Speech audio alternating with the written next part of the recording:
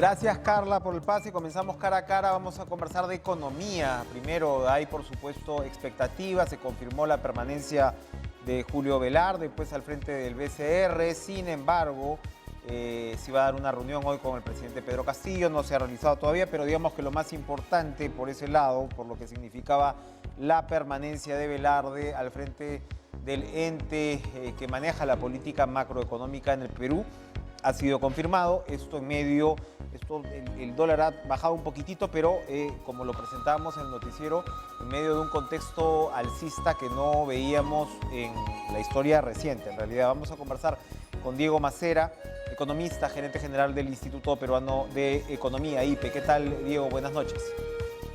Hola, ¿qué tal? Buenas noches, Enrique. ¿Cómo estás? Muy bien, gracias. Bueno, a ver, lo primero, el retroceso del dólar, que en realidad retrocede en apenas 0,73% y cierra la jornada de hoy en 4,08 soles. ¿Significa algo? ¿Esta tendencia a la baja podría repetirse, acentuarse, ojalá en los próximos días? Todavía estamos en momentos de mucha incertidumbre, ¿no? Todavía estamos viendo ¿no? cuáles van a ser los primeros, digamos, cómo se va instalando el Congreso, ¿no? Hay que terminar de ver, por supuesto, cómo va a estar conformado el directorio del Banco Central, ¿no? Si bien es una muy buena noticia que el señor Julio Velarde se vaya a quedar, ¿no? Recordemos que él forma parte de un directorio.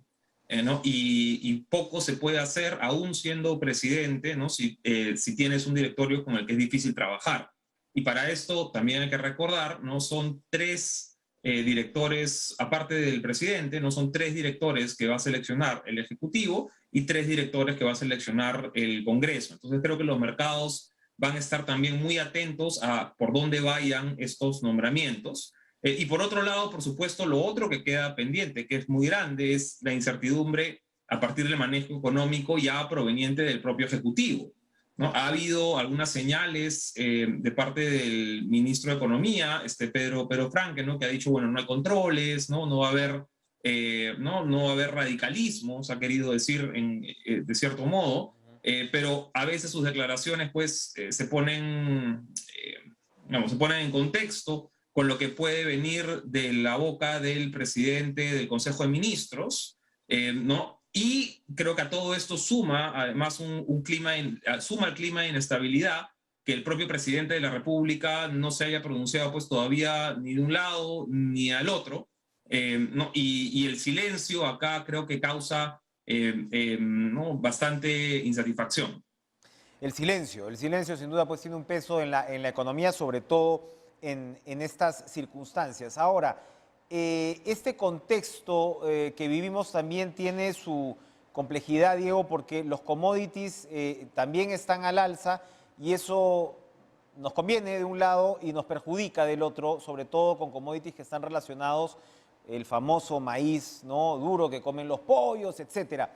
Pero sí hay una discusión en el mundo, en realidad, que está tendiente al alza de precios. Vamos a tener que acostumbrarnos a precios altos un buen tiempo. ¿Cómo esto al final afecta al Perú? Tomando en cuenta pues, que otros commodities, por supuesto, como el cobre, nos conviene que estén de alguna manera altos.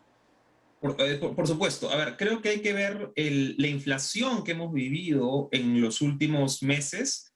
Tiene dos factores fundamentales, ¿no? El primero es este aumento del que hemos hablado del tipo de cambio, ¿no? Entonces, cualquier cosa que el Perú importa, ¿no? Dijiste, no, maíz, trigo, mencionaste, ¿no? Soya, ¿no? Para el aceite, o el precio del pollo, el precio del pan, ¿no? Pero también no solamente alimentos, sino si estamos hablando de vehículos o electrodomésticos, celulares, medicinas importadas, ¿no? Hay toda una serie de productos casi del día a día, ¿no?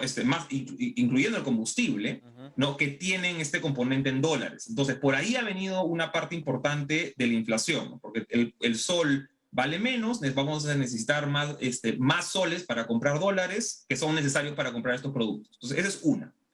La otra es esto que mencionas tú, ¿no? Que de hecho podría ser la mayor parte de la inflación que hemos visto en los últimos meses viene por ese lado, ya que es el incremento en el precio de estos commodities, ¿no? Los commodities son estos productos como el maíz, la soya, el trigo, el petróleo, el cobre, ¿no? Que se transan a un precio a nivel global, ¿no? Y desde la prepandemia, ¿no? Estamos hablando de inicios del 2020, ¿no? Hasta ahora, ¿no? Los precios de varios de estos productos han subido pues 50%, 70%, han subido muchísimo, ¿ya? Y eso se está traduciendo en mayores costos, no solamente en el Perú, ¿no? Del aceite y demás, ¿no? No, el huevo, etcétera, sino también en el resto del mundo. Esperamos que y haciendo un poco de qué cosas se puede venir a futuro, ¿no? Esperamos que los aumentos ya empiecen a minorarse, ya empiecen a ceder en los meses que vienen, y para el 2022 ya deberíamos estar regresando a niveles de inflación iguales a los que hemos tenido en los últimos años. Ahora, permíteme hacer un punto rápido. Sí. La importancia de la gestión de Julio Velarde en el Banco Central de Reserva es precisamente de que el peruano no se ha tenido que preocupar demasiado por la inflación. Claro. ¿No? Esa es la labor central del Banco, Central de Reserva. Y el reconocimiento, creo, a la trayectoria de Julio Velarde, ¿no? Es esperamos este nombramiento que esperamos Julio acepte, al haber tenido estos últimos 15 años o 20, si ve la trayectoria más larga, 20 años del Banco Central de Reserva, la inflación más baja de América Latina, ¿no? Y eso es un logro que creo que hay que destacar. En un país, Diego, además, especialmente traumatizado con la inflación, es decir, a ningún país le gusta, ¿no?, una tendencia inflacionaria, pero el Perú es especialmente sensible, entonces uno se imagina que también este es una especie de círculo vicioso, ¿no? A más presión inflacionaria, la economía se ve doblemente resentida. No, y además creo que hay que mencionar ahí, Enrique, que la inflación suele ser dicha como un impuesto hacia los pobres, ¿no? Porque son las personas de menos recursos, ¿no?, los que gastan una proporción mayor de sus ingresos precisamente en aquellos productos que han subido más de precio, ¿no? ¿No? Típicamente alimentos, ¿no?, y transporte. Claro. ¿No? Entonces, cuando la inflación viene por este lado, ¿no?, por el incremento del precio en los alimentos, en el pollo, en el pan, en el huevo, y de hecho en algunos productos, ¿no?,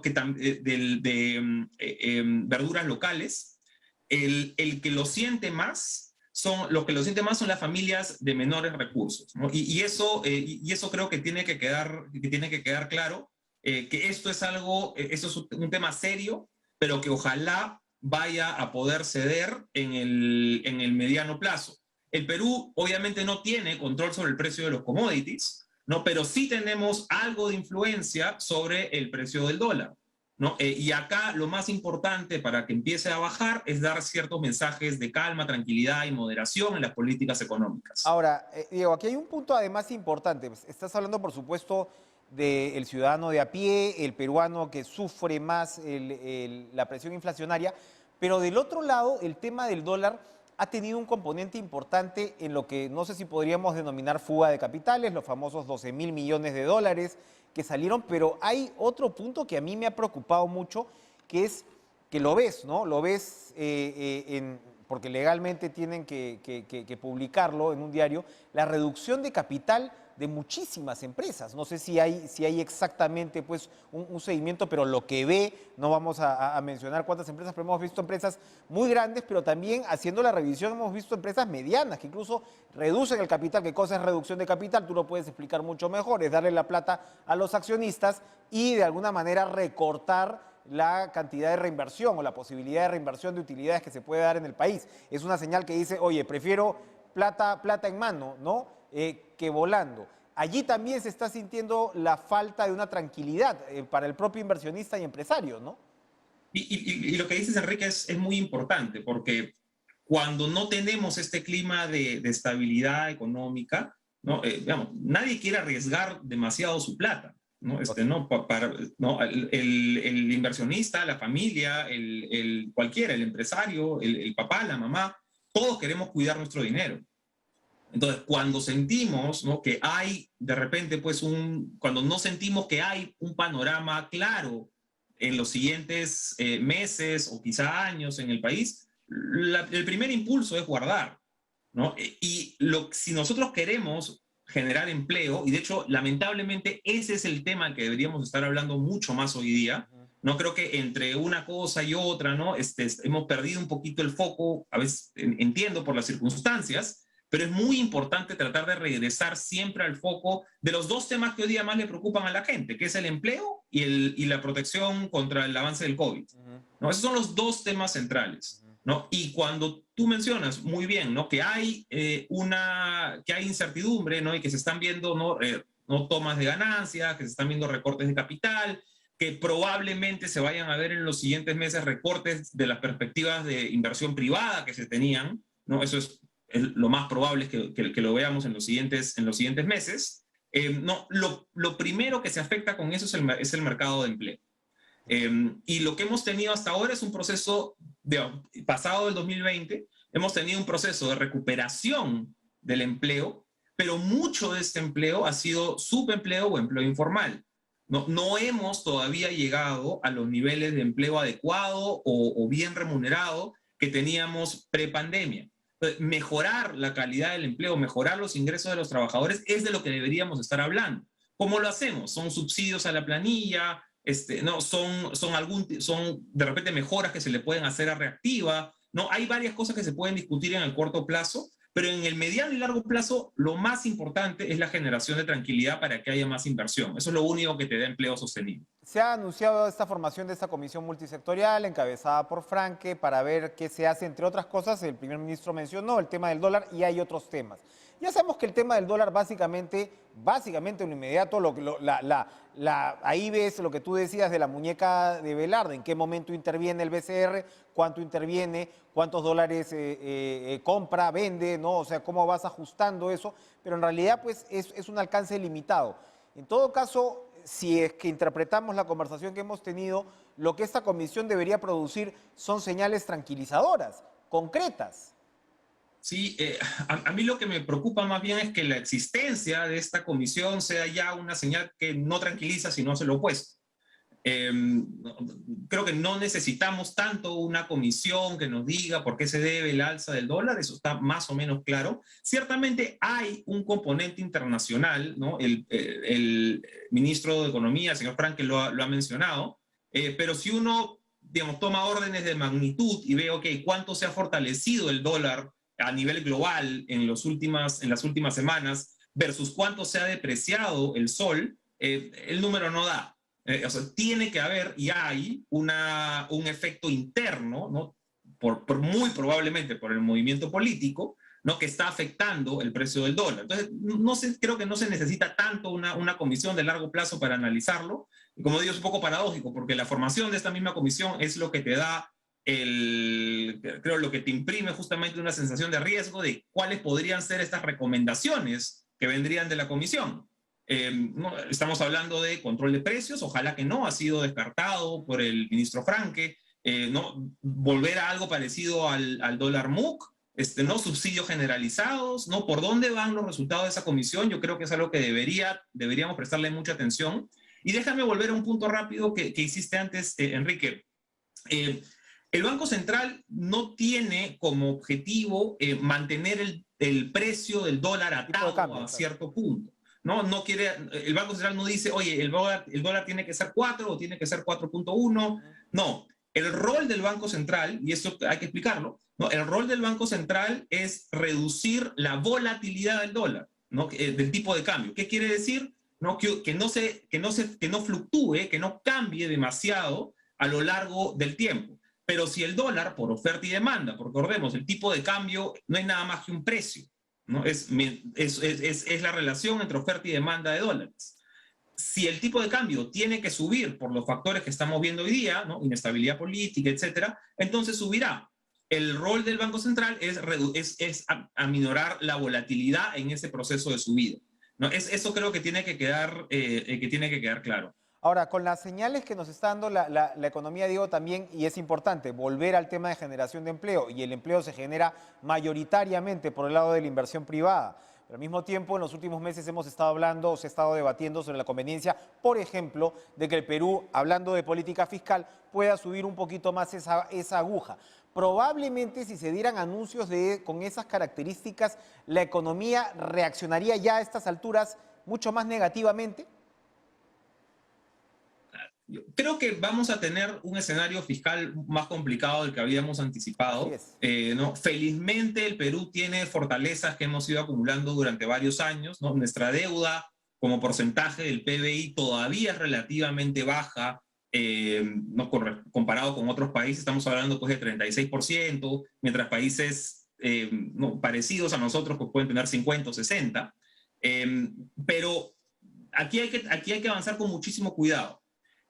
Porque las señales que empieza a dar el gobierno sobre los programas que piensa a implementar, si los bonos por aquí o el empleo público por allá, ¿no? Y empezamos a tener sobre todo programas de gasto fiscal de mediano o largo plazo, que no son fáciles de cortar, ¿no? Eso es lo que nos puede terminar saliendo demasiado caro en los siguientes años, ¿no? Y eso es lo que están analizando también las agencias calificadoras de riesgo, ¿no? Los Moody's, los Fitch, los S&P, ¿no? Para evaluar la calidad de la deuda peruana, ¿no? Ya ha habido advertencias sobre, oye, estamos chequeando, ¿no? Cómo va a venir el flujo de ingresos públicos, cómo va a venir los gastos, ¿no? Y podríamos tener una opinión negativa, un recorte en lo siguiente.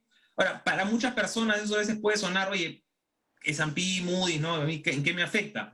La verdad es que sí es bien importante, ¿no? Y yo sé rápidamente, por dos canales. El primero es porque se le hace más caro al Estado acceder a plata, ¿ya? Y si se le hace más caro al Estado acceder a plata, se pueden hacer menos programas, ¿no? Ese es un punto. Y el otro punto es porque típicamente la calificación de riesgo soberano tiene también una incidencia, tiene un impacto sobre el acceso a financiamiento de las empresas de ese país. Entonces también se hace más difícil para las empresas acceder a recursos, a recursos financieros de modo más cómodo. Y eso tiene una consecuencia, por supuesto, sobre generación de empleo. Entonces, por donde lo veamos, por el dólar, por incidencia directa en inversiones, ¿no? Por calificación crediticia, creo que lo que todos estamos esperando son señales de moderación, de prudencia, de estabilidad, ¿no? Creo que la formación de la comisión está para el dólar, no contribuye. Creo que algunas de las declaraciones recientes del primer ministro no contribuyen, y ojalá que sea el propio presidente el que pueda no tomar posición sobre algunos de estos puntos que están todavía lamentablemente en controversia. En estas circunstancias es finalmente el jefe de Estado quien tendría que marcar la línea. Gracias, Diego Macera, gerente general del Instituto Peruano de Economía, por acompañarnos esta noche. Vamos a ir a una pausa. Regresamos con una dupla de congresistas bastante interesante. Alex Flores, congresista de Perú Posible por Ayacucho. ¿Qué pasó al final con las comisiones? ¿Qué pasa con las controversias al interior de la bancada de gobierno? Y con Susel Paredes, congresista de la bancada Somos Perú, Partido Morado. Volvemos.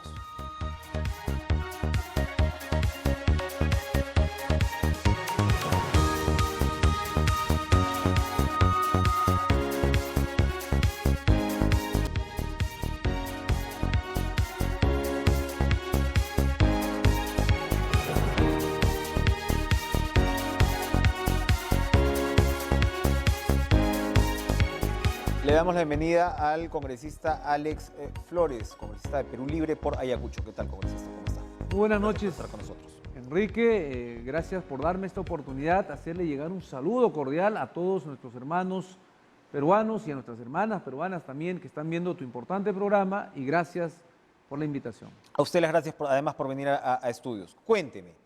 Lo primero, hoy se definieron las comisiones. Hace poco conversamos con el vocero alterno de su bancada y nos había confirmado que lo que se buscaba era constitución, educación, salud, presupuesto, y no se ha acordado, si bien tienen, creo ustedes, las 7 comisiones que les toca por el tamaño de la bancada, no han tenido estas comisiones. ¿Cuál es su balance finalmente de este reparto de comisiones, de esta asignación de comisiones? Bueno, más que reparto, Enrique, yo llamaría una repartija de parte de los partidos de derecha que realmente lo han hecho a espaldas del pueblo, y parece que no han aprendido porque han hecho acuerdos ellos y saben muy bien ellos que por práctica parlamentaria a la mayoría le corresponde presidir ciertas comisiones y ellos nos han dejado de lado. Y realmente esto demuestra una vez más que los partidos de derecha ponen por prioridad sus intereses grupales, partidarios y no al pueblo peruano. Con esto están demostrando que no respetan la voluntad de los que han votado para que nosotros tengamos una mayoría dentro del Congreso. De tal manera que han hecho una repartija entre ellos y han dejado de lado y no han permitido que ni una sola comisión que nosotros hemos pedido se nos pueda conceder.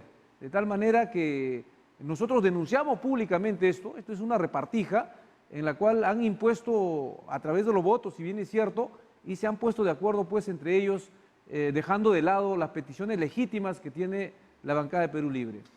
¿Cómo van a reaccionar ustedes? ¿Qué es lo que van a hacer al respecto? Porque al final ya están asignadas las comisiones. Está, por supuesto, denunciando usted esto que considera un atropello, pero ¿qué más van a hacer dentro del Congreso al respecto? Bueno, nosotros el día de hoy hemos tenido el Consejo Directivo en el cual se ha ratificado esto, hemos dado a conocer nuestra voz de protesta y lo mismo vamos a hacer en el Pleno también. Vamos a pedir que se reconsidere, puesto que no es posible de que siendo nosotros una mayoría por la voluntad del pueblo, ¿no?, nos quedemos sin ninguna comisión que hayamos pedido y solamente pues nos han dado las comisiones que ellos han descartado. Entonces, de tal manera que nosotros vamos a mantenernos firmes, vamos a denunciar y protestar y vamos a pedir que se reconsidere en el Pleno, porque esto el día jueves se va a ver en el Pleno. Sin duda va a ser un debate interesante. Congresista Flores, cuénteme, más allá de esto, ¿cómo ve usted la relación, digamos, entre bancadas de poderes? Porque al final usted sabe que en el Congreso lo que suman son los votos. Y Perú Libre tiene esta posición expectante, son, si se quiere, no solamente tienen el Ejecutivo, sino tienen la primera minoría, ¿no?, dentro del Parlamento, y lo que se esperaba es que se pudieran manejar entendimientos, alianzas.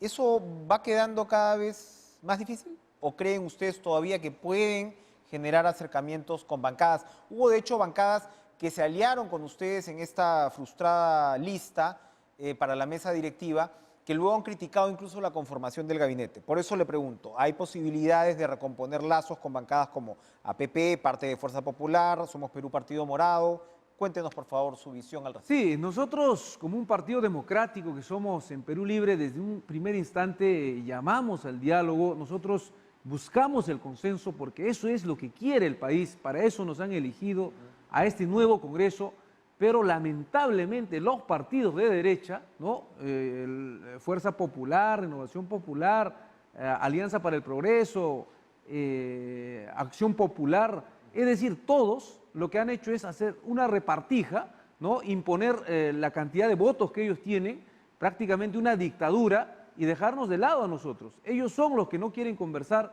ellos son los que no quieren llegar a consensos y no están pensando realmente en el pueblo peruano que ha puesto tanta esperanza en este nuevo Congreso. O sea, ¿usted cree que no los van a dejar gobernar en todo caso? Definitivamente, han empezado desde el primer día, de tal manera hay mociones que piden investigar a un gobierno que apenas empieza y hay bancadas, hay miembros de algunas bancadas que han llamado a la desestabilización, están buscando crear una inestabilidad política para dar un golpe blando.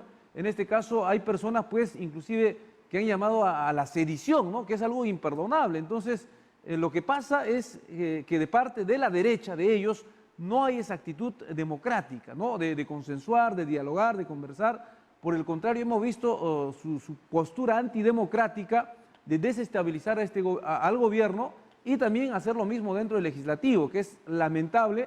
Y yo aprovecho la oportunidad para denunciar frente al pueblo para que vean realmente cuál es la actitud en la práctica de estas bancadas que no piensan en el pueblo, que no piensan en hacer las grandes reformas que ha pedido y que nos ha encomendado el pueblo, sino que piensan en sus intereses grupales, particulares, privados, y realmente otra vez hacen lo mismo que han estado haciendo pues estos últimos años. La congresista Muruz de Avanza País ha presentado dos mociones para que se considere como actos inmorales la designación del señor Bellido en la PCM y la designación, se me escapa el otro ministerio, ya voy a llegar a ello, como ministros. Inmoralidad se está utilizando y por supuesto hay una figura que es la incapacidad moral, que ha sido una figura muy controversial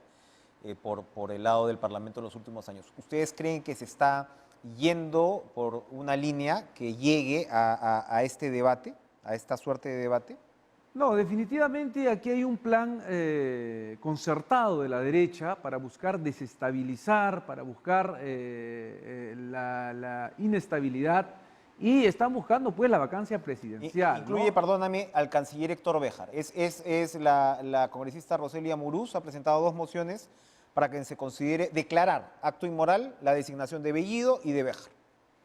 Efectivamente, como le decía, están buscando en realidad pues deslegitimar el gobierno para buscar la vacancia presidencial, porque eso es lo que están haciendo y quieren hacer leyes con nombre propio que no deberían hacerse y debe quedar claro pues aquí que en el caso de Bellido, en el caso de Béjar, todos estos nombramientos han sido totalmente constitucionales. Entonces, si bien es cierto, ellos tienen algunas investigaciones en curso, pero estamos en un país donde prima el Estado de Derecho.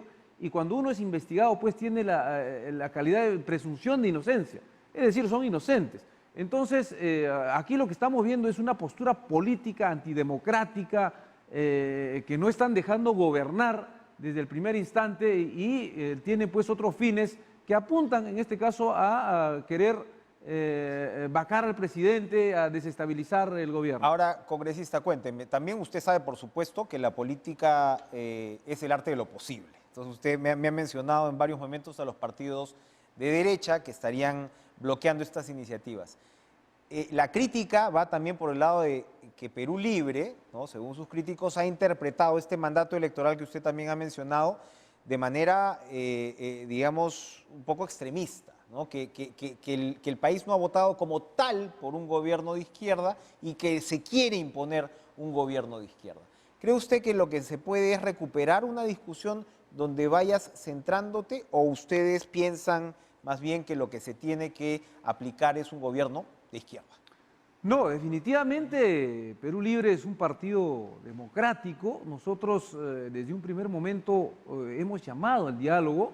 Sin embargo, también nosotros pues no podemos renunciar al plan de gobierno con el cual hemos ganado, porque la población ha votado por eso. Entonces, nosotros hemos manifestado desde un primer momento de que vamos a cumplir con el plan de gobierno por el cual ha votado el pueblo. ¿Qué pasa por una figura constituyente, por un momento constituyente? Definitivamente, una de las prioridades que necesita este país es una nueva constitución. Necesitamos una asamblea constituyente para elaborar una constitución acorde a nuestros tiempos, una constitución que realmente nos devuelva los derechos a todos los peruanos y peruanas.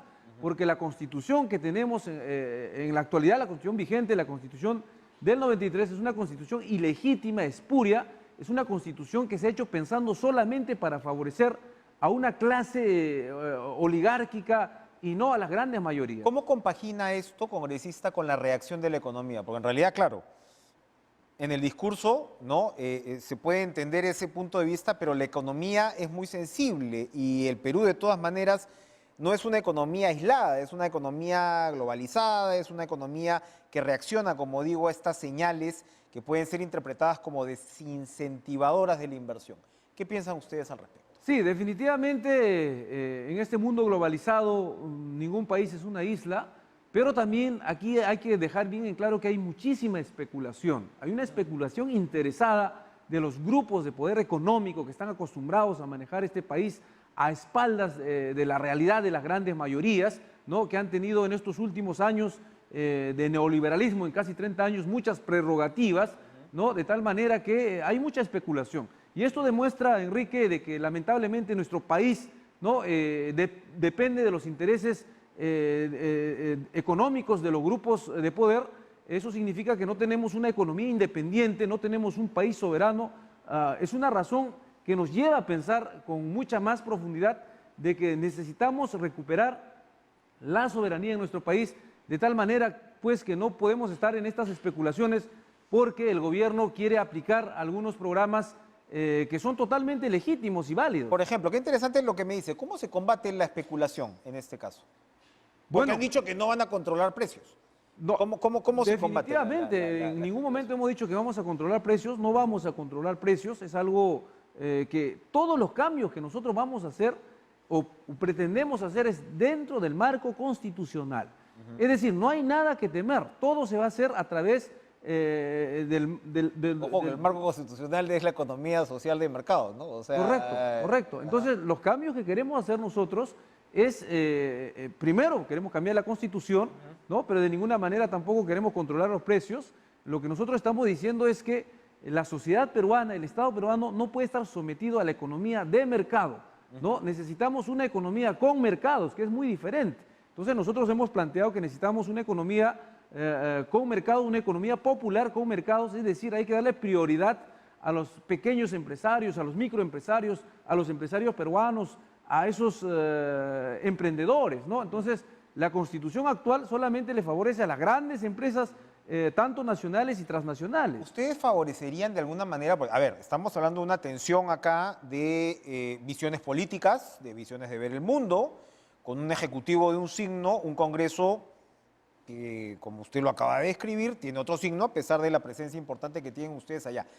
¿Acá entra de alguna manera una movilización popular a jugar? ¿Ustedes van a convocar de alguna manera una movilización del pueblo, como usted señala, más protagónica?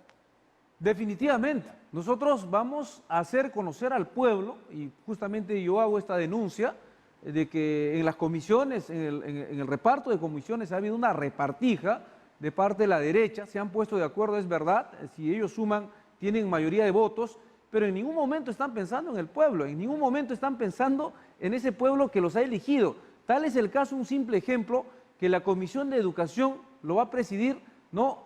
Alguien que no es un maestro, que no es un profesor, ¿no? La bancada de Renovación Popular no tiene un solo maestro como miembro. En cambio, el nuestro está, pues, hay una cantidad de maestros. Oiga, y la Comisión de Constitución la va a presidir, si no me equivoco, Fuerza Popular, que más bien defiende la permanencia de la Constitución, así que por ahí ustedes van a tener problemas. ¿Sí? Correcto, ellos se han puesto de acuerdo, han hecho una repartija, vuelvo a reiterar, y es algo que nosotros no nos vamos a ver callados, y como dice usted, hacemos esta denuncia pública, el pueblo tiene que saber, el pueblo peruano, de que estas bancadas no están actuando pensando en el Perú. Me queda clara cuál es la línea que van a seguir. Congresista, para que no se nos acabe el tiempo, usted propone o ha pedido la formación de una comisión multipartidaria para investigar este atentado al Vizcatán N, donde murieron 16 personas, me parece que se realizó en realidad en el día del debate de los equipos técnicos, fue, ¿no? de la segunda vuelta. ¿Por qué considera usted que es necesaria la formación de esta comisión?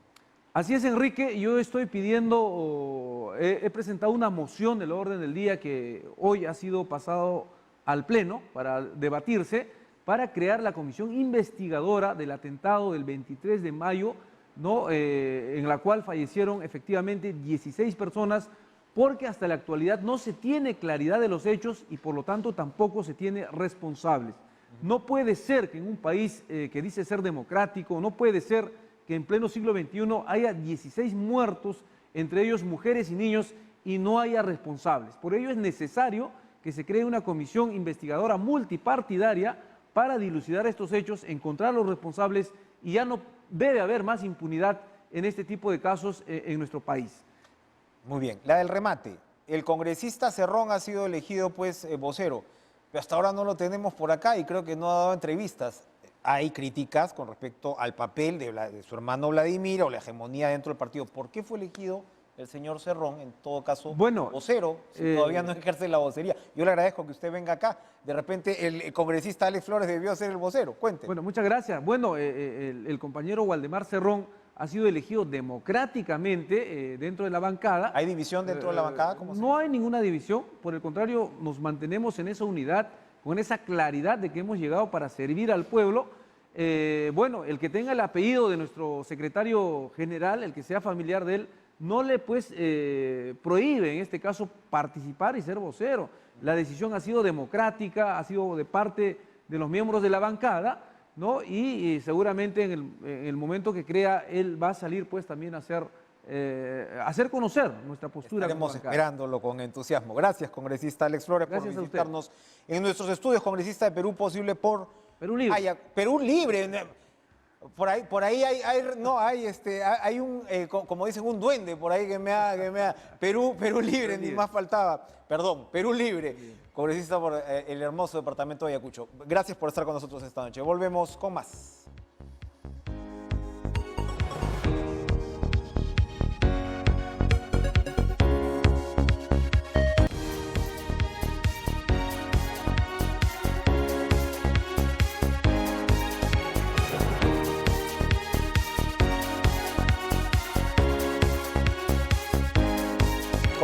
Comisiones es lo que estamos viendo, que han sido ya definidas las presidencias de las comisiones según los partidos.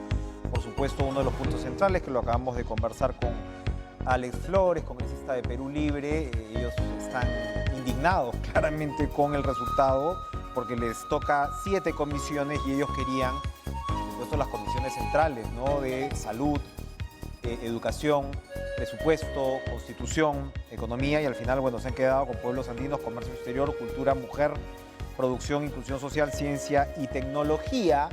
Ciencia y tecnología que esperábamos, en este caso, fuera encabezada por el doctor Málaga, del Somos Perú Partido Morado, y ahora lo que ha ocurrido es que Somos Perú se ha quedado con la Comisión de Salud, pero no es el doctor Málaga el que la encabeza. ¿Cómo evalúa este reparto de comisiones?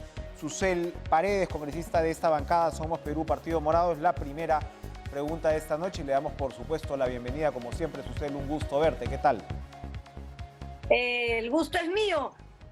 Efectivamente, hoy día la mesa directiva, a través del voto de los representantes de cada bancada, han decidido qué partidos tienen qué comisiones y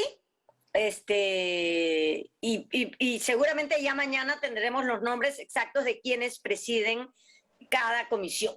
Entonces, lo concreto es que en la mesa directiva están representados a través de los voceros los partidos que tienen bancada. Y son los votos los que han determinado qué partido preside cada una de las comisiones, ¿no? Bueno, entonces así estamos. A ver, pero lo primero o lo segundo, en todo caso, que yo quería preguntarle en este caso, no sé si finalmente ustedes van a insistir con Málaga para que esté al frente de esta Comisión de Salud. Ustedes al final son 2 partidos en una bancada. No, estamos todos de acuerdo, ¿no? El tema es que dentro de cada bancada también tenemos un número de votantes. Entonces tenemos ahí 5 de Somos Perú, 3 nosotros y un independiente. Entonces somos 9, pero al interior también hay elecciones. Y Somos Perú ha tenido a bien que lo presida un integrante de Somos Perú. Perfecto, bueno, entonces se definirá esto. Ahora, es una comisión importante, pero por supuesto lo que yo señalaba es que hay un gran malestar en Perú Libre por lo que ha sido finalmente la designación de la presidencia de estas comisiones. Acabamos de escuchar a Alex Flores. Hemos tenido una interesante conversación en realidad, porque vamos entendiendo un poco más cómo va operando y cómo va pensando esta bancada. Y claro, tenemos un discurso muy confrontacional de parte de Perú Libre, que en realidad, según ellos, responde, ¿no?, a lo que le está haciendo este Congreso que dicen las bancadas de derecha. ¿Cómo observa usted la relación de gobernabilidad, Susel, entre Ejecutivo, Legislativo? ¿La cosa se va poniendo color de hormiga o es exagerado afirmar algo así? Bueno, yo creo que hay mecanismos constitucionales para que no lleguemos al punto de llegar a un duelo de vaqueros, donde los dos se disparan y alguno de los dos va a morir. Entonces tenemos al Congreso con su pistola de la vacancia y al Ejecutivo con su pistola de la disolución. Entonces, así no se puede vivir. O sea, no podemos otra vez tener un periodo donde tengamos un presidente tras otro. ¿Qué es esto? Entonces, ya creo que las películas de vaquero deben haber concluido y lo que hay que hacer es utilizar los mecanismos y las herramientas que la Constitución da para hacer el control político. Por ejemplo, llamar a los ministros A mí me encantaría llamar al ministro del Interior y que venga y nos explique, ¿no? Cómo es que quería poner a una persona que no tiene el perfil adecuado a escoger a los prefectos y subprefectos. Quiere hacer de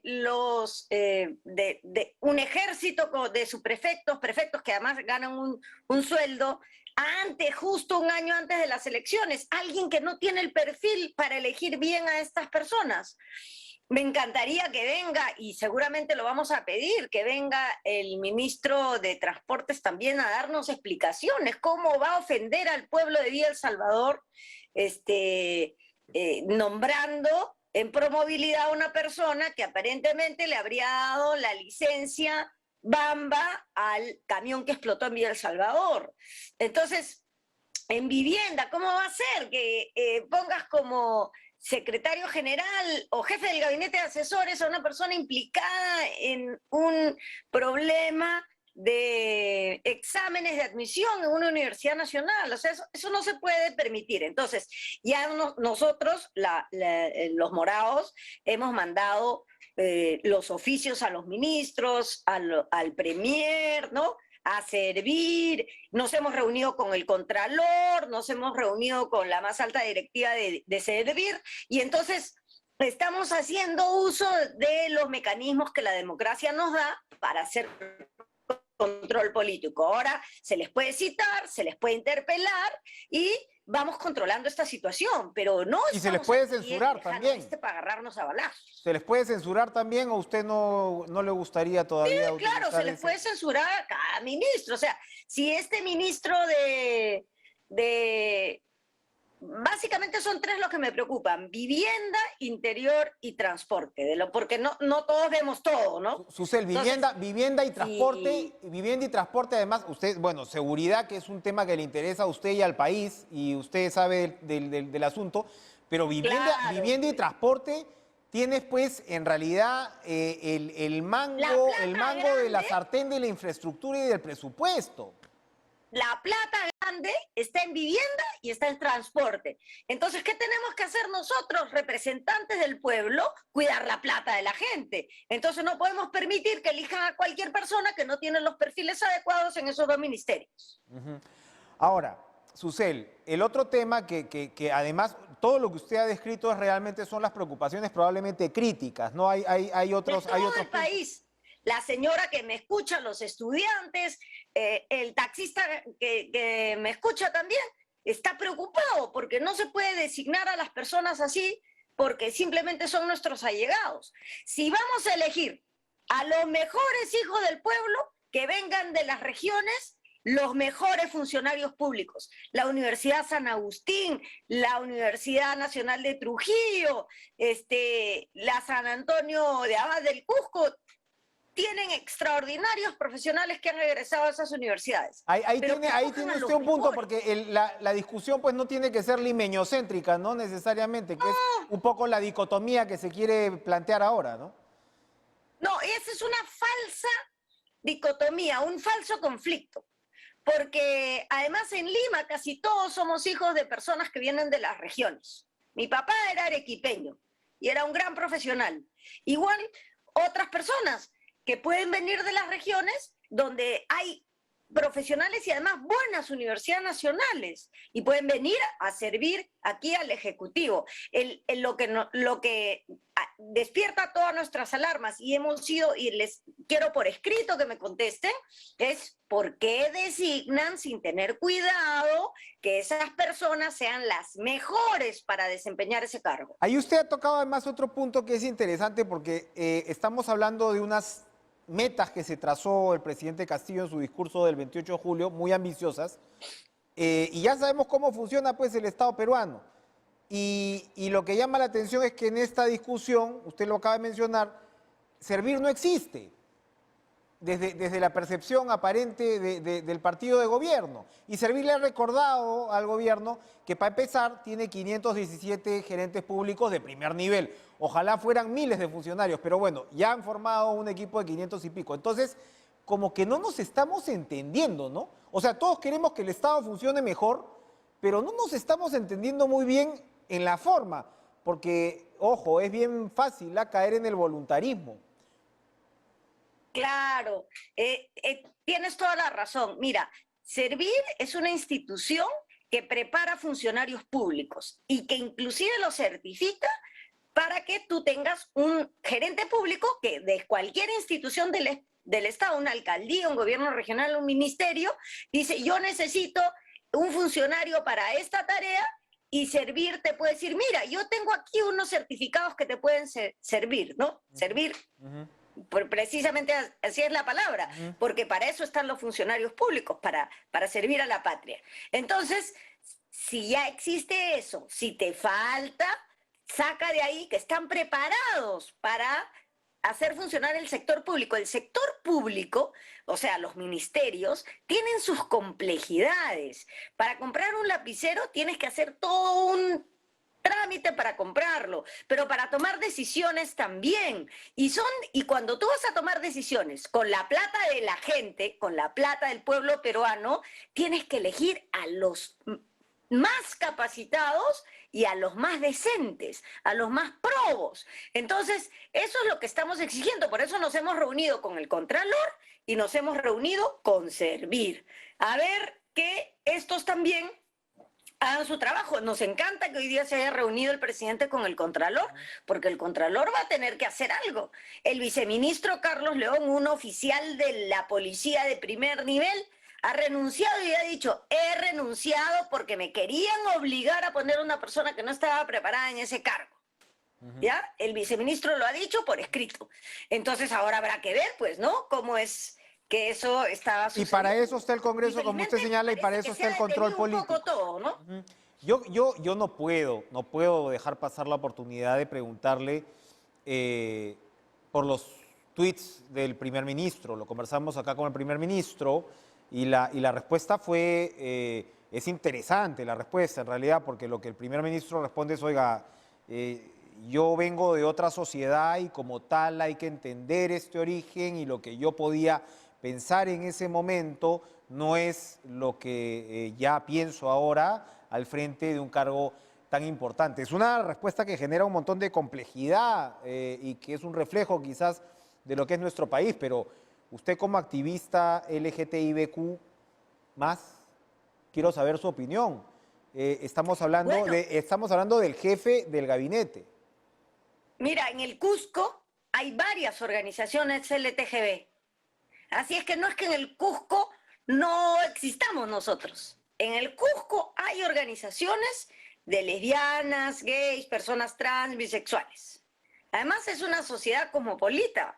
Tampoco podemos decir que él ha estado, digamos, a 5.000 metros sobre el nivel del mar aislado del mundo. O sea, tampoco. Entonces, yo creo que ahora, si él señala que ha venido aquí y quiere cambiar, tiene que demostrarlo con hechos. Y yo le he puesto ahí una posibilidad. Se lo he mandado por escrito, además. El INEI, el Instituto Nacional de Estadística e Informática, depende de la PCM que él preside. Entonces, que el INEI vea los mecanismos que se requiere para que en la encuesta nacional de hogares 2022 se incluya la variable de orientación sexual e identidad de género. Porque como los programas no nos incluían, no se sabe cuántos somos. Por ejemplo, cuántas parejas del mismo sexo viven. Si ahora mi pareja y yo decimos ponga conviviente y las dos somos del mismo sexo, va a salir error. Entonces que demuestre su amor con hechos. Eso le diría yo al premier. Demuéstrame tu amor con hechos, Guido, y haz trabajar al INEI para que se visibilice nuestra comunidad. Ahí te voy a creer. Mientras tanto, no pasa nada. Porque todo el mundo tiene derecho a cambiar, pues, ¿no? Efectivamente, pero con hechos, Susel. Muchas gracias por acompañarnos. Como digo, todo el mundo tiene derecho... Gracias a ti. A usted, como siempre. Todo el mundo tiene derecho a cambiar, pero no cambien de canal. Ya regresamos.